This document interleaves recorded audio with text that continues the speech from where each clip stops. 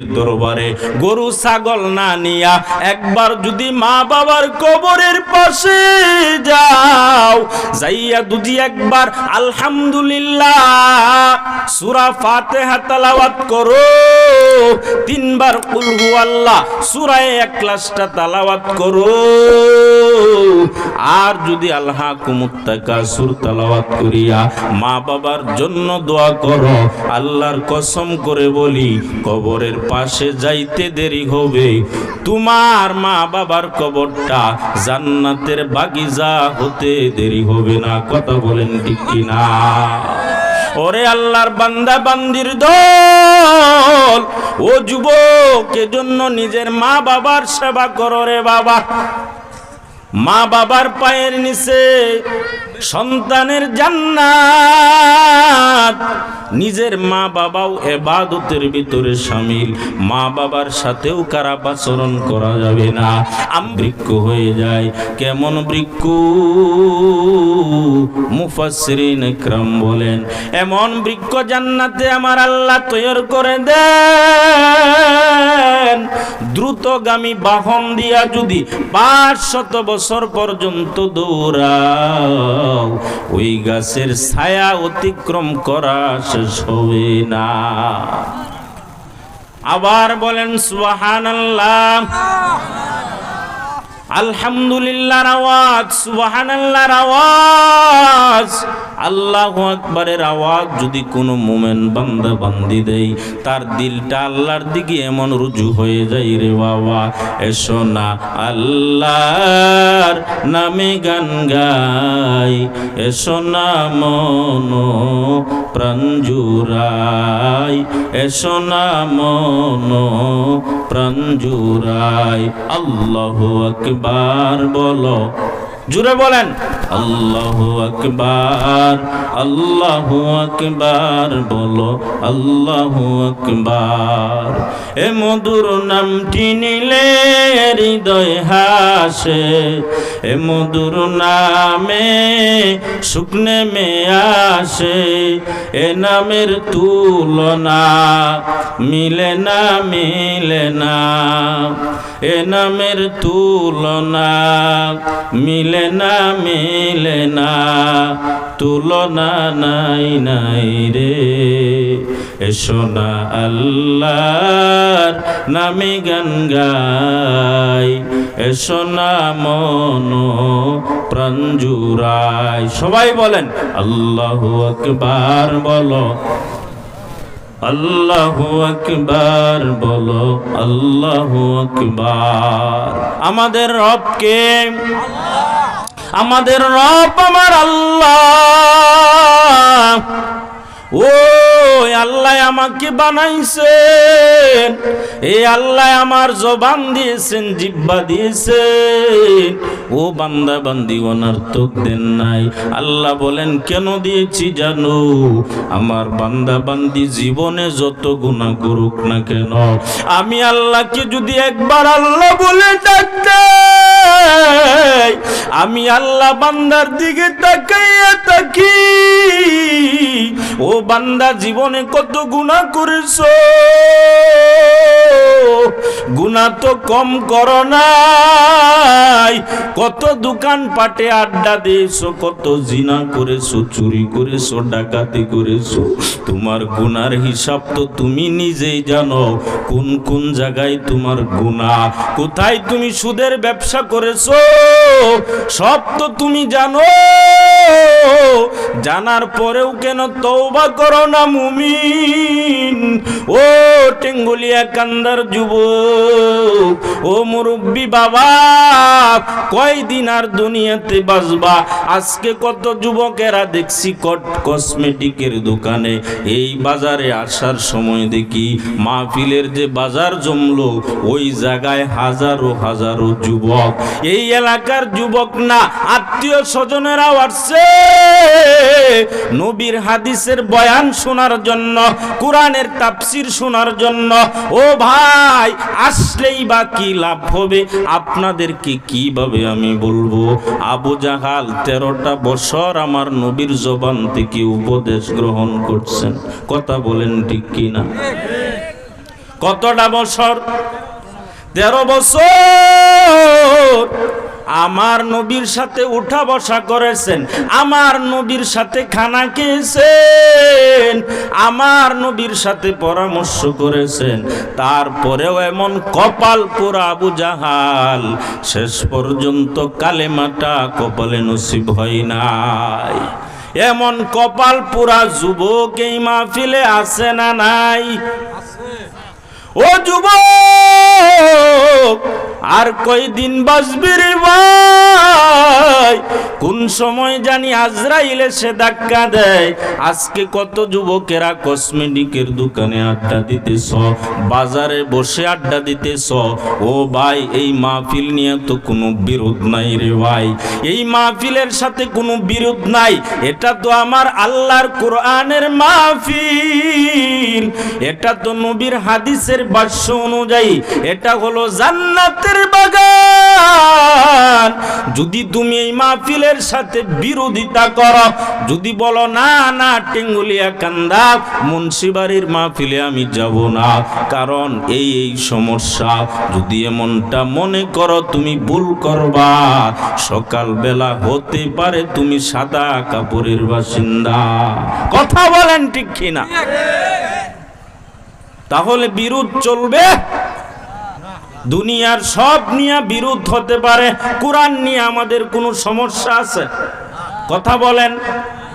কোরআনের মার্কাজ নিয়ে আমাদের কোনো সমস্যা?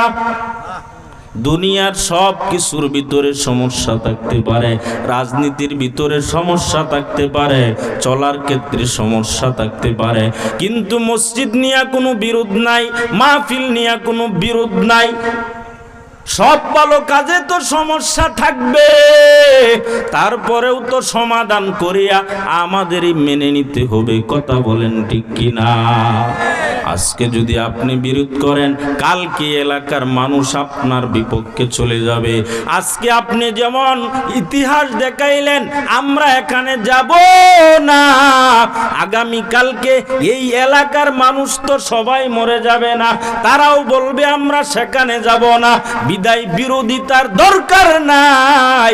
আমি বলি আমি এই এলাকার সন্তান, আপনাদের তারাকান্দা থানার সন্তান, আমি গর্ব করে বলি রে যুবক, ও বাবা, আপনি মারা গেলে আমি কালকে সকালে ছুটে আসব। বিদায় কোনো বিরোধ নাই, হাতে পায়ে ধরি রে যুবক। কোন সময় জানি দুনিয়া থেকে বিদায় হও। এখনো যেই যুবকেরা ওই দোকানপাটে আড্ডা দিতেছ, আবু জাহালের মতো যেন তোমার কপাল না হয়। আমি যদি এখানে বয়ান করতে পারি, কোরআন হাদিসের আলোচনা করতে পারি, আমার দিকে তাকায় দেখো, আমিও তো তোমার মতো যুবক। আমি যদি ইচ্ছা করতাম প্যান্ট টাই পরিয়া চশমা লাগাইয়া রাস্তায় রাস্তায় যে কণ্ঠ আল্লাহ আমাকে দিয়েছেন, এই কণ্ঠ দিয়া যদি আমি গান গাইতাম, কে না শুনতো? কথা বলেন ঠিক কিনা? তারপরে আমার চিন্তা একটা, কোন সময় জানি আমার মালিকের ডাকে সাড়া দিতে হয়। এই দুনিয়া তোর কোনো কিছুর দাম নাই, কোন সময় আল্লাহর দরবারে চলে যেতে হয়। এজন্য বাবা পায়ে হাত ধরে বলি, এখানে উলামা ইকরাম প্রতিদিন আসবে না, 1 বছর পরে আসছে রে বাবা। এখানে গত বছর যারা প্যান্ডেলের নিচে বয়ান শুনছিলেন, আমি নিজেও আলোচনা করেছিলাম, তাদের ভিতরে অনেকেই কবরের বাসিন্দা। কথা বলেন ঠিক কিনা? আগামীতে যে এখানে বসে বয়ান করব কোনো গ্যারান্টি আছে? আপনি থাকবেন কোনো গ্যারান্টি আছে? তাহলে বিরোধ করে কি লাভ? কোনো লাভ নাই, বরং নিজের ক্ষতির ভিতরে পড়ে গেলাম। কেন ক্ষতির ভিতরে পড়লাম? এই জমিনের ভিতরে যদি আমি চলে যাই, আগামীকালকে টেঙ্গুলিয়া কান্দার মুন্সিবাড়ির মানুষেরা আমার লাশটাকে কাঁধে করে নিবে। হঠাৎ করে শুনবে নূর মোহাম্মদ সিদ্দিকী সাহেব বারোই পুকুরিয়ার হুজুর তো মারা গেল, সবার আগে দৌড়ে যাবে। আমি যদি বলি না না, ওরা মাহফিলের দাওয়াত দিয়েছে, আমি যাব না, তাহলে আমি বুকা স্বর্গে বসবাস করতে। কথা বলেন ঠিক কিনা? এজন্য বাবা পায়ে হাত ধরে বলি, সব ক্ষেত্রে বিরোধ থাকতে পারে, কোরআনের ক্ষেত্রে বিরোধিতা, হাদিসের ক্ষেত্রে বিরোধিতা, মাদ্রাসার ক্ষেত্রে বিরোধিতা নাই। সব মুসলমান ঐক্য দুজিয়ে কন্যা হই, সামনে জুতা পিটা করে ওই ইংরেজ শাসনের মতো ওই গাছে ঝুলাইয়া ফাঁসি দিয়ে মারবে। কথা বলেন ঠিক কিনা? এজন্য হুঁশিয়ার হওয়ার দরকার আছে না নাই? হুঁশিয়ার হও রে মুসলমান, ঘুমের ঘরে তাকিও না। যদি ঘুমের ঘরে থেকে যাও, জাহান্নাম ছাড়া উপায় নাই। শাবান মাস চলে গেল, সামনে কি মাস আসতেছে? 11টা মাস তো গুনাহ করলি, এমন কোনো গুনাহ নাই। এই 11টা মাস তুমি আমি করি নাই রে বাবা। সামনে আসতেছে তওবার মাস, যে মাসে আমার নবী ইবাদত বাড়ায়া দিয়েছেন। রজব মাস আসলে নবী ইবাদত বাড়ায়া দিয়েছেন। আম্মা জান আয়েশা রাদিয়াল্লাহু তাআলা আনহা বলেন, একদিন আমার নবী আমার হুজরায় হঠাৎ করে তাকায় দেখি আমার নবী কাপড় পরতেছে। আমি বললাম, নবী কেন কাপড় পরেন? আমার নবী বুঝি অন্য কোনো বিবির ঘরে যাবে। কিন্তু আমি নবীর পিছনে পিছনে গেলাম, তাকায় দেখি না না, আমার নবী কোনো বিবির ঘরে যায় না। আমার নবী ওই জান্নাতুল বাকির ভিতরে কবরস্থানে দিয়া কবর জিয়ারত করতেছে আর বলতেছে, ও আল্লাহ, এই শাবান মাসের উসিলায় সামনে রমজান আসতেছে, এর উসিলায় তুমি কবরবাসীদেরকে মাফ করে দাও।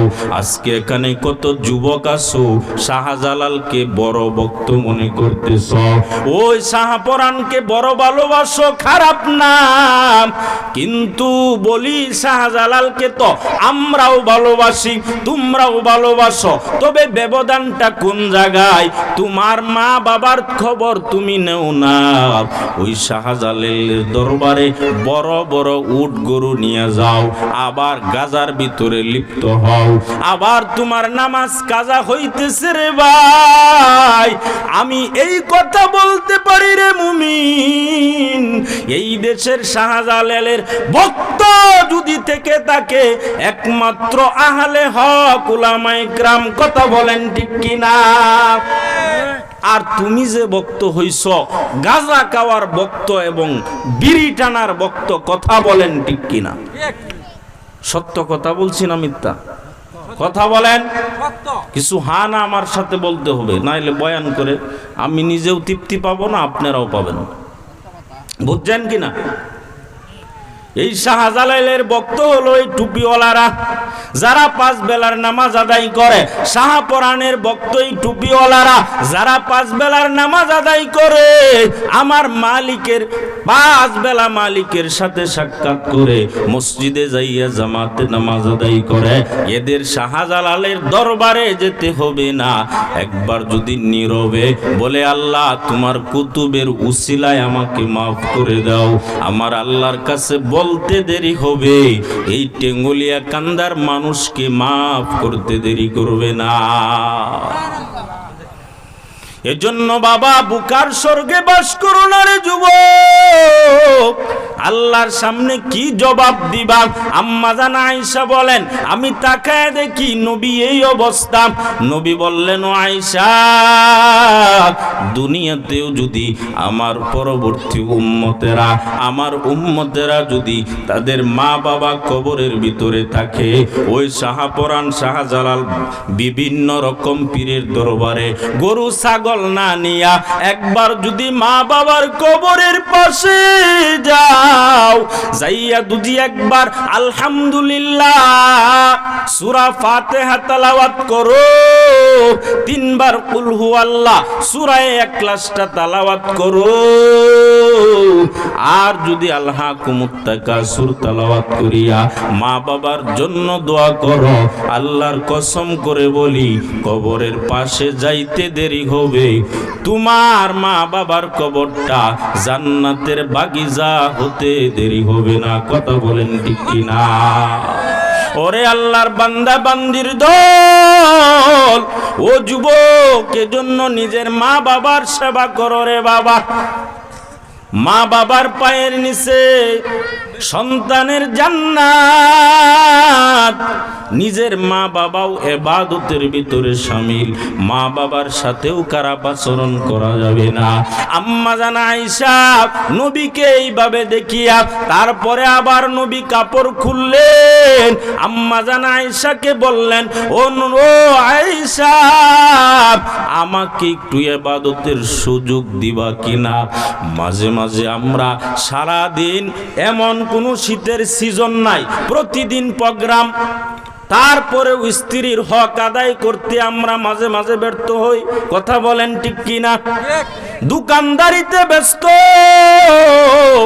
স্ত্রীর হক আদায় করতে আমরা ব্যর্থ হই। বিভিন্ন সমস্যায় ব্যস্ত, আমি রাজশাহীতে চাকরি করি, স্ত্রীর হক আদায় করতে ব্যস্ত হই, স্ত্রীর হক আদায় করতে পারি না। কিন্তু আমার দরকার স্ত্রীর থেকে অনুমতি নেওয়া। আমি যত বড় আল্লাহওয়ালা হই, যত বড় হুজুরি হই না কেন, স্ত্রী যদি বলে আমার সাথে সময় দিতে হবে, নবী বলেন স্ত্রীর সাথে সময় দাও, এটাও হলো তোমার ইবাদতে অন্তর্ভুক্ত। এজন্য নবী আম্মা জান আয়েশাকে বললেন, ও আয়েশা, তুমি যদি অনুমতি দাও আমি রাত্রটা ইবাদতে কাটায়া দিব। আম্মা জান আয়েশা তাকায় দেখেন নবী নামাজের মুসাল্লায় এমন ভাবে সাজদায় পড়েছেন, অনেক সময় চলে যাইতেছে। আম্মা জান আয়েশা মনে করলেন আমার নবী বুঝি দুনিয়া থেকে বিদায় হয়ে গেল। আম্মা জান আয়েশা নবীর পা মুবারকে পায়ের তালা একটু স্পর্শ করলেন, হঠাৎ করে নবী নড়ে গেলেন। আম্মা জান আয়েশা এবার বুঝলেন নবী এখনো জীবিত। আম্মা জান আয়েশা সালাম আনতে জিজ্ঞেস করলেন, নবী আপনি কেন এত কান্না করেন? নবী, আল্লাহ তো, আপনি তো বেগুনাহ মাসুম। নবী বললেন, আয়েশা, আমার নিজের জন্য কিছু করি না, আমার গুনাহগার উম্মতের কি অবস্থা হবে রে আয়েশা? ওরে নবীর উম্মতের দল, ও যুবক, যে নবী আজও পর্যন্ত মদিনায় শুয়া শুয়া কান্না করে, যে নবী তোমার আমার জন্য পাগল, যে নবী আজও পর্যন্ত জিন্দা নবী, সেজদার হালতে নবী সেজদায় পড়িয়া উম্মতের জন্য কাঁদে। নবী বললেন, আয়েশা, আমি আমার ফাতেমার জন্য কাঁদি না, আমি আমার হাসান হুসাইনের জন্য কাঁদি না রে আয়েশা, কোন সাহাবার জন্য আমি কাঁদি না। আমার কান্নার কারণ আমার গুনাহগার উম্মতের কি হালত হবে।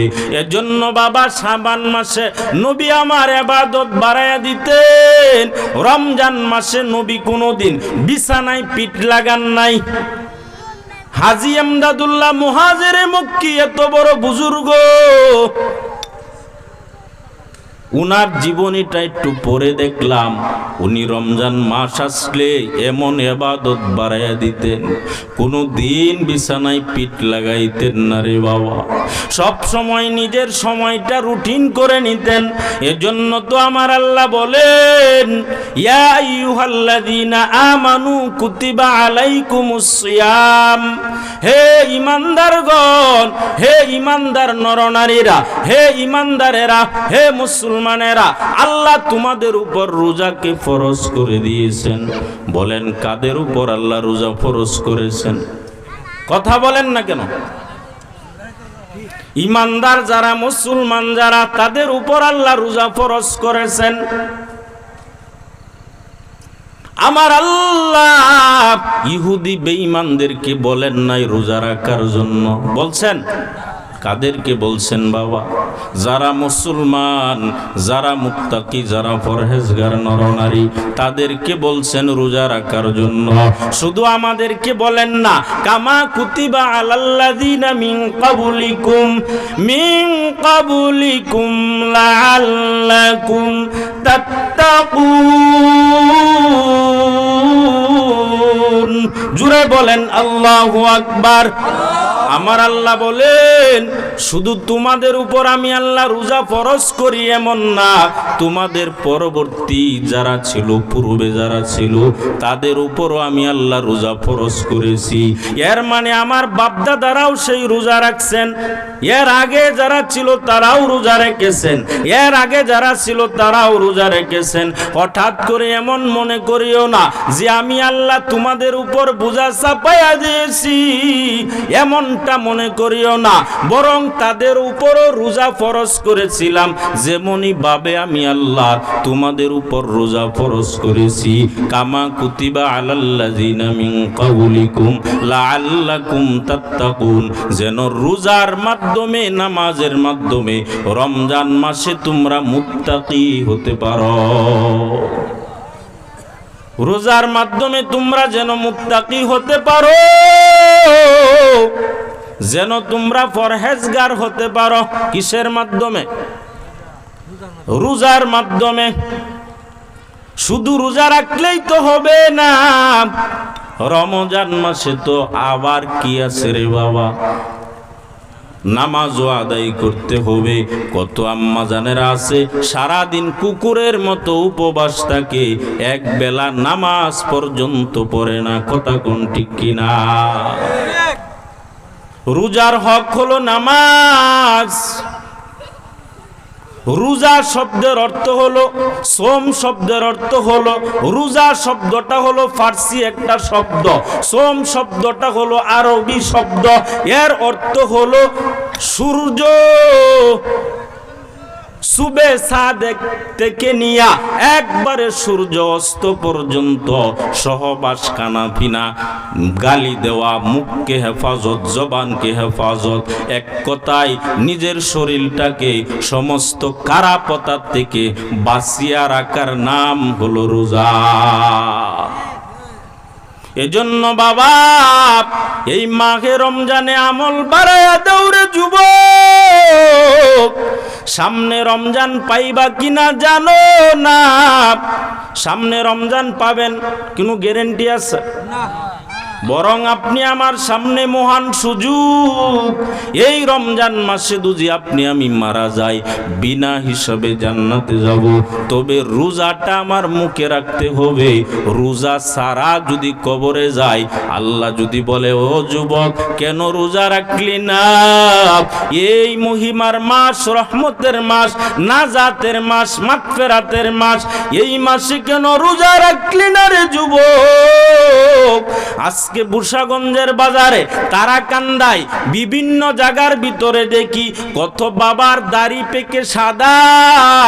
যদি বলি বাবা কেন রোজা রাখেন না, বলে হুজুর আমার তো বড় গ্যাস্ট্রিকে ধরছে। কথা বলেন ঠিক কিনা? বলে আমি তো অসুস্থ।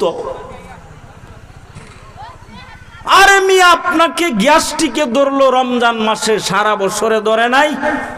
বলে আমি কিডনি রোগে আক্রান্ত। অথচ যদি আপনি এই রোগটাকে নিয়ে একবার নিয়ত করতেন, আল্লাহ রমজানের প্রতিটা রোজা রাখবো, তারাবি পড়বো, তাহাজ্জুদ পড়বো, মুত্তাকি হতে চাই, আল্লাহ এর উসিলা আমার ক্যান্সারটা বালা করে দাও, আল্লাহ এর উসিলায় আমাকে মাফ করে দাও। আল্লাহ তওবার মাস, তুমি যদি মাফ না করো, আমার তো আর কোনো মাবুদ নাই, আমার তো আর কোনো মালিক নাই। আমার আল্লাহ অবশ্যই আপনাকে শিফা দান করতেন। কথা বলেন ঠিক কিনা? এজন্য নবী আলাইহিস সালাতু ওয়াস সালাম বলেন, মান সামা রমাদান ঈমানান ওয়া ইহতিসাবান গুফিরা লাহু মা তাকাদ্দামা মিন যামবি। যে ব্যক্তি রমজান মাসের রোজাটা এমন নেউতে রাখলো, সওয়াবের নেউতে রাখলো, নবী আলাইহিস সালাতু ওয়াস সালাম বলেন গুফিরা লাহু মা তাকাদ্দামা মিন যামবি। রমজানের রোজা রাখতে দেরি হয়, বান্দার জীবনের গুনাহ মাফ করতে একটা সেকেন্ড দেরি হয় না। এই মাহে রমজানের সুবর্ণ সুযোগ। হযরত আবু হুরায়রা থেকে বর্ণিত হাদিস, আমার নবী বলেন রমজান মাস উপলক্ষে আমার উম্মতকে এমন বিশেষ বিশেষ 5টা বৈশিষ্ট্য দিলাম যা অন্যান্য উম্মতকে দেওয়া হয় নাই। ঈসা নবীর উম্মতকে দেই নাই, মূসা নবীর উম্মতকে দেই নাই, ইব্রাহিম নবীর উম্মতকে আমার আল্লাহ দেন নাই। আমার আল্লাহ দিয়েছেন মুহাম্মদ নবীর উম্মতকে। কার নবীর উম্মতকে? এমন বিশেষ বিশেষ 5টা বৈশিষ্ট্য। তার ভিতরে 1 নাম্বার, আমার নবী বলেন রোজাদারের মুখের দুর্গন্ধ, সারা দিন রোজা রাখলে মুখের দুর্গন্ধটা কি ভালো থাকে না খারাপ? কথা বোঝেন? যদি খারাপ থাকে তাহলে তো এটা নাপাক হওয়ার কথা ছিল, অথচ আমার নবী বলেন না না, আমার আল্লাহ এমন বৈশিষ্ট্য দিয়েছেন রোজাদারের মুখের দুর্গন্ধটাও আমি আমার আল্লাহর কাছে মেশক আম্বরের থেকেও বড় বেশি দাম।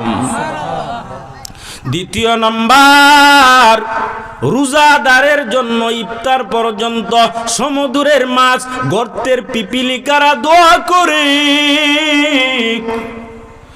করে আল্লাহ রোজাদারকে হেফাজত করো, আল্লাহ রোজাদারকে মাফ করে দাও।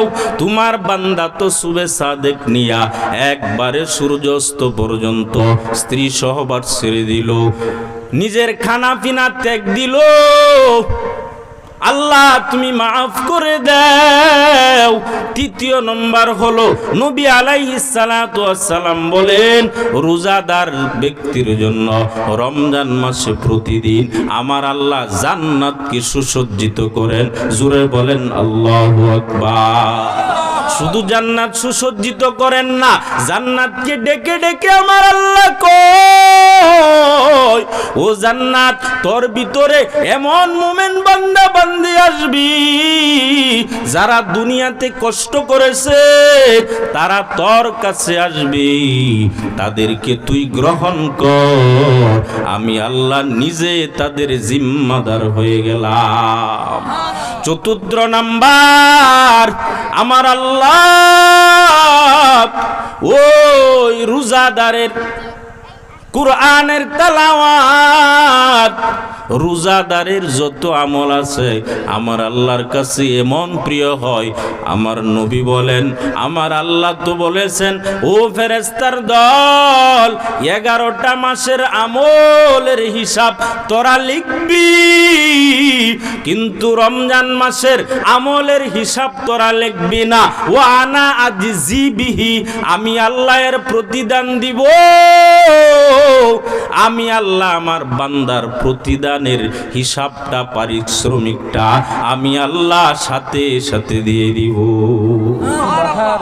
5 নাম্বার, আমার আল্লাহ রোজাদারকে এমন পুরস্কারে পুরস্কৃত করবেন, রোজাদার ব্যক্তির গুনাহ মাফ করার জন্য আমার আল্লাহ এমন ভাবে তৈয়ার হয়ে থাকবেন, রোজাদার ব্যক্তি ইফতারের সময় যদি বলে আল্লাহ তুমি আমাকে মাফ করে দাও, আমার আল্লাহ বলেন রোজাদার ব্যক্তির দোয়া আমি খালি হাতে ফিরাই না। রোজাদারের দোয়া কবুল হবেই হবে, গ্যারান্টি সহ। তবে রোজা রাখতে গেলে কিছু আমানত, রোজার কিছু হক আছে, কথা বলেন আছে না নাই? রোজা রাখিয়া কাউকে গালি দেওয়া যাবে? রোজা রাখিয়া কোনো ওয়াদার বরখেলাপ করা যাবে? মিথ্যা কথা বলা যাবে?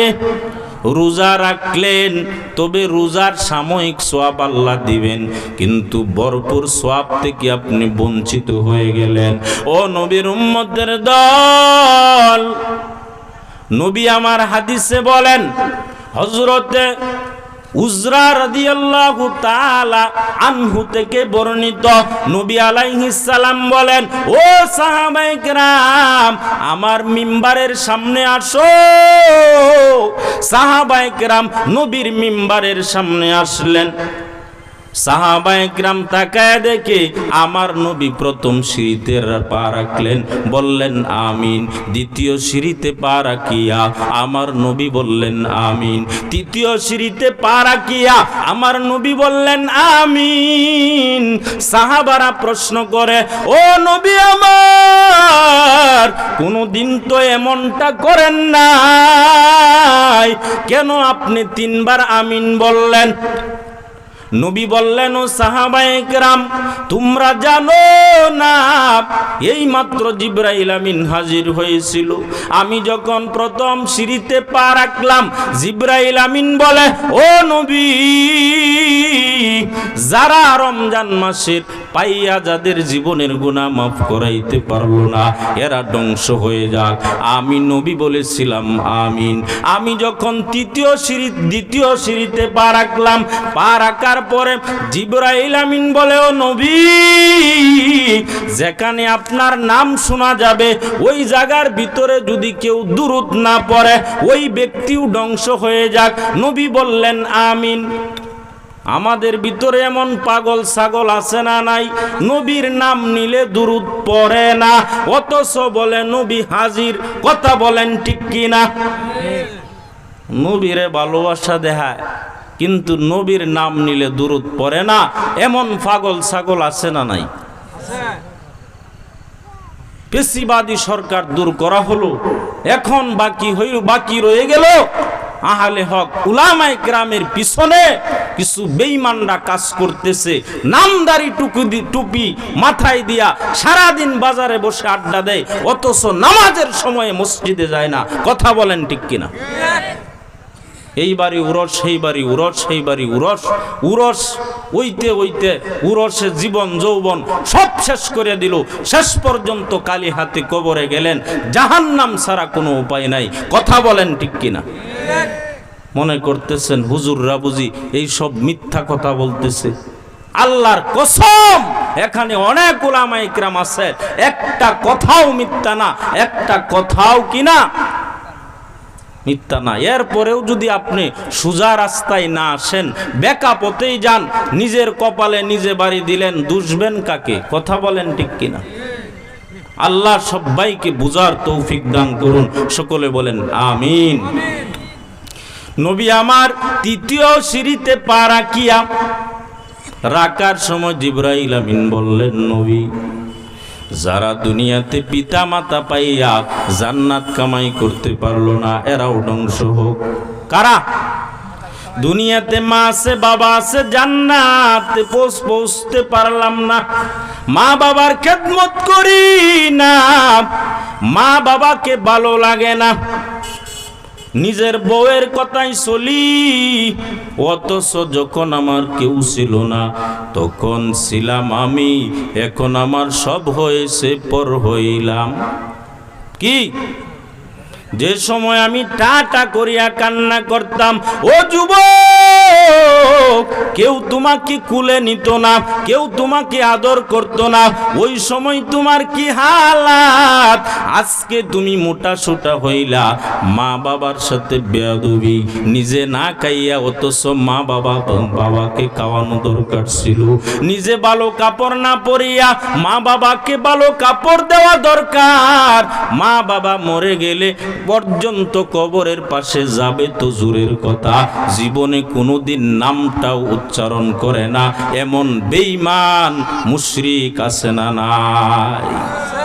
আছে না?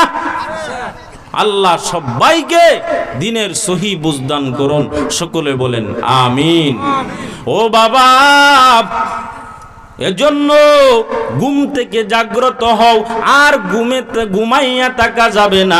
জান্নাত যদি কামাই করতে চাও, সামনে মাহে রমজান আসতেছে, আল্লাহর দরবারে তওবা করে নাও। ওই মাহে রমজান এমন একটা মাস যে মাসে আল্লাহর কাছে চাইলেই গুনাহ মাফ। তাহাজ্জুদের সময় বাড়ায়া দাও, সেহরির সময় উঠিয়া নিজে যাই নামাজ মুসাল্লা বিছাইয়া তাহাজ্জুদ নামাজ শুরু করে দেও রে বাবা। আর আল্লাহর দরবারে তওবা কর। আমার আল্লাহ বলেন, তুবু ইলাল্লাহি জামিআন আইয়ুহাল মুমিনুন আইয়ুহাল মুমিনুনা লাআল্লাকুম তাত্তাকুন। জোরে বলেন আল্লাহু আকবার। আমার আল্লাহ বলেন, ও মুমিন বান্দা বান্দি, মুসলমান বান্দা বান্দি, গুনাহ করেছো, সাগরের ফেনা পরিমাণ গুনাহ করিয়াও যদি তাকো এই রমজান মাসে সবাই মিলে আমি আল্লাহর সামনে তওবা কর, লাআল্লাকুম তাত্তাকুন, সম্ভবত তোমরা মুমিন হয়ে যাইবা, মুত্তাকি হয়ে যাইবা, পরহেজগার হয়ে যাইবা। ভুলবো না ভোলা যায় নাকি মাহে রমজানের স্মৃতি, ভুলবো না ভোলা যায় নাকি মাহে রমজানের স্মৃতি। এই মাসের কত ফজিলত জানো কি মুসলিম জাতি। সবাই বলেন, ভুলবো না ভোলা যায় নাকি মাহে রমজানের স্মৃতি। যেই মাসেতে নবী আমার ইবাদতে কাটাইছেন রাত, ওই মাস কত মহিমাময় জানো কি মুসলিম জাতি। একবার যদি চিন্তা কর কবরে আমার কি হবে গতি, ভুলবো না ভোলা যায় নাকি মাহে রমজানের স্মৃতি। রোজা নিয়া প্রতিযোগিতা দরকার, কথা বলেন ঠিক কিনা? আর আল্লাহর দরবারে ওই রমজান মাসে তওবা করো রে মুমিন। আয় আল্লাহ, জীবনে অনেক অন্যায় অপরাধ করেছি, গুনাহ করেছি, আর জীবনে অন্যায় করব না, গুনাহ করব না। তওবার যদি নিয়ত হয়, মুনাফিকি যদি না থাকে, খাঁটি তওবার নিয়তে দুটো হাত আমার আল্লাহকে দেখায় দেন। আয় আল্লাহ, আমাদের তওবা কবুল করে নেন। আয় আল্লাহ, মাহে রমজানে প্রত্যেকটা রোজা রাখার তৌফিক দেন আল্লাহ। মা বাবার সাথে বেয়াদবি করেছি, মাফ করে দেন। আয় আল্লাহ, রোজা ছাড়বো না, নামাজ ছাড়বো না, যতদিন থাকবো উলামা ইকরামের সহবতে থাকবো। আয় আল্লাহ, আমাদের সকলকে হক্কানি উলামা ইকরাম এর সাথে জান্নাতে যাওয়ার তৌফিক দেন, আমিন।